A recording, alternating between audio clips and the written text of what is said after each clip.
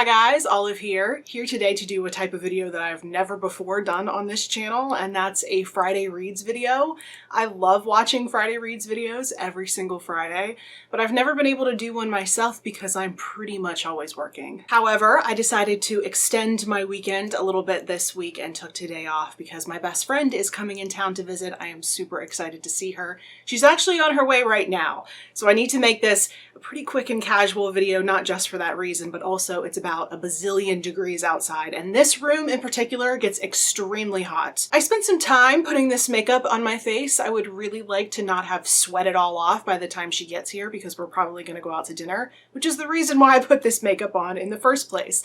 But very quickly, I just wanted to show you what I'm currently reading, the books that I'm going to be taking on this weekend, in any downtime that I may have. This has been one of those months for me where at the beginning of the month I just start reading everything on my TBR because I'm super excited about it, but then I feel like I'm stagnating as the month goes on because I'm not finishing books, although I'm making progress in all of them. There are just so many that I'm not getting any done. But I am approaching completion with the 3 different books that I'm focusing most of my energies on right now. The first of those is a buddy read that I'm doing with Jacqueline over at 6 Minutes for Me and Sarah at Hardcover Hearts.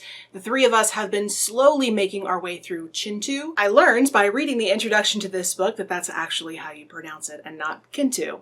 The more you know. This is an epic, multi-generational Ugandan novel that's telling the tale of the Chintu clan throughout the generations. There is a curse that has been following them around since 1750 when this novel begins.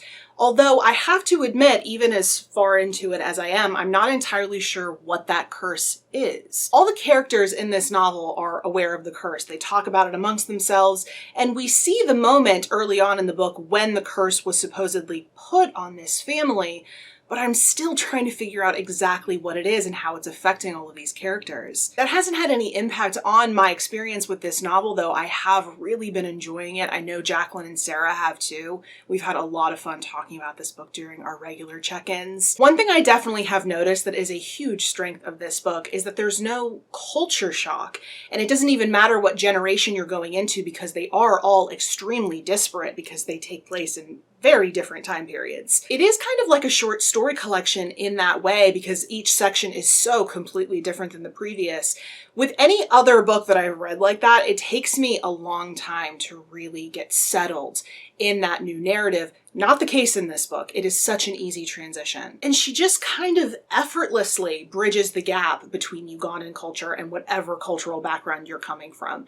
It is a really spectacular book, so I'll be continuing to plod along in this one over the course of the weekend. We took the entire month of July to read it, so we've been taking kind of a tempered pace. I think it's about 15 pages per day. However, my weeks have been so busy that I've been kind of binge reading this one on the weekends to catch up so we can have those check-in sessions. But for whatever reason, this week I've been much better about keeping up that pace, so I don't have that much to read in this before our next check-in session. And then I am tantalizingly close to being finished with Gods of Jade and Shadow by Silvia Moreno Garcia. This has been so much fun so far. This is like the epitome of a summer read for me. It is fast-paced, it has some fantasy, it's very colorful, as you can see. This is set in southern Mexico in the 1920s, and there's this young woman who's kind of a Cinderella figure in her grandfather's home, and one day she unknowingly releases the god of the underworld from his tomb. Because of reasons that I will not spoil for you here, she has to go with him on his quest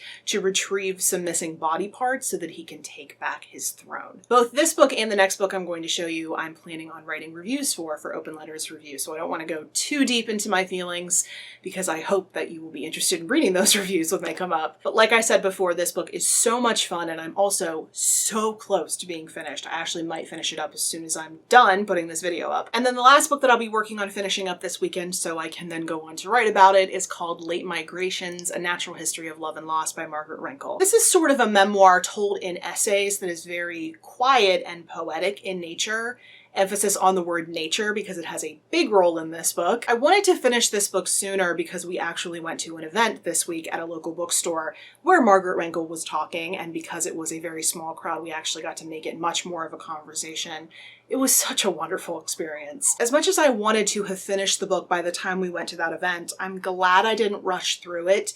It's a very quiet, contemplative type of book, a book that you want to sit with and allow it to kind of wash over you. And these past couple of weeks, I just haven't had those types of moments. It's been very go, go, go. I have a lot of different stuff going on in addition to all of my normal stuff, which I will eventually fill you in on, just not today. But I'm sure I will have some of those types of moments this weekend, since apparently I'm not capable of sleeping past 4 a.m. and no one else does that. So I'll have a few hours to myself in the morning where I can just sit and be with this book. Again, I don't want to say too much about my feelings about it beyond what I've currently said because I'm going to be writing about it.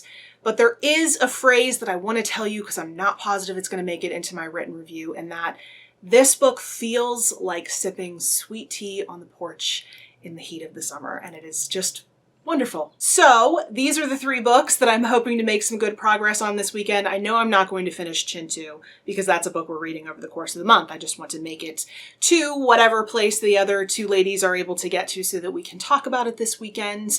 And then I definitely want to finish the other 2 so that I can write about those. I wish I could promise that I'll be doing more of these Friday Reads videos in the future, but I honestly can't do that. I don't know what Fridays I'm going to have off in the future, and if I'll even have time to sit down and make a video or to even read. Normally if I'm taking a day off of work, it's because I have a reason to do so. We're either going somewhere, I have something going on around here. But I'm really happy I at least got to do this one. Per the usual Friday Reads tradition, I'd love to hear from you down in the comment section below about what you are planning on reading this weekend.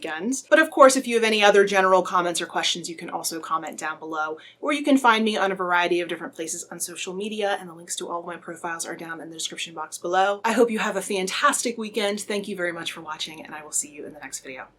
Bye.